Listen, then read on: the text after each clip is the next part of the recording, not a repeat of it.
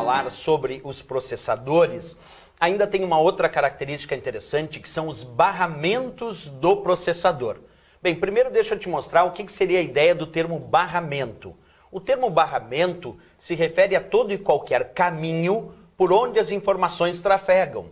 Então, quando a gente pensa em barramento, tenta lembrar sempre de caminho por onde as informações, os dados, os sinais trafegam de um ponto ao outro, claro, aqui dentro do nosso computador, dentro dos dispositivos eletrônicos. Então, a ideia de barramento é sempre associar a caminho por onde as informações trafegam de um ponto ao outro num dispositivo informático, num dispositivo eletrônico, no nosso caso, no computador.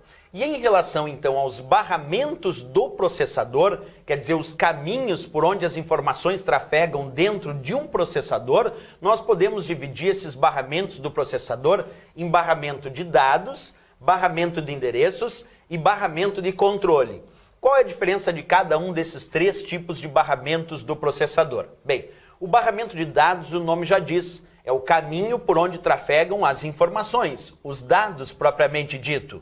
Agora, o que trafega pelo barramento de endereços? Bem, se o barramento de dados é onde trafegam os dados, esses dados eles devem ser alocados em algum local, em algum endereço. Então é pelo barramento de endereços que é a indicação, que percorrem as indicações de que posição de memória deverá ser acessada para a alocação desses dados, ou até para a busca desses dados. Então a ideia do barramento de endereços é apenas indicar qual é a posição de memória onde esses dados devem ser alocados ou onde o sistema deve buscar esses dados. Por isso chamado de barramento de endereços, porque ali não trafegam os dados propriamente dito, e apenas a indicação da posição de memória que deve ser acessada. Os dados, como eu já disse, percorrem o barramento de dados. Bem, além dessa ideia, nós também temos aqui o barramento de controle.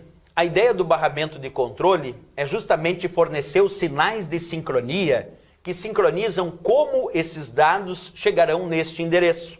Por isso chamado de barramento de controle, para controlar, quer dizer, fornecendo os sinais de sincronia que sincronizam como estes dados chegarão nesse endereço. Por isso chamado de barramento de controle. Então, se uma prova sugerir quais são os barramentos do processador, lembra, barramento de dados por onde percorrem os próprios dados, as informações. Beleza. Barramento de endereço é por onde percorre a indicação da posição de memória que deve ser acessada.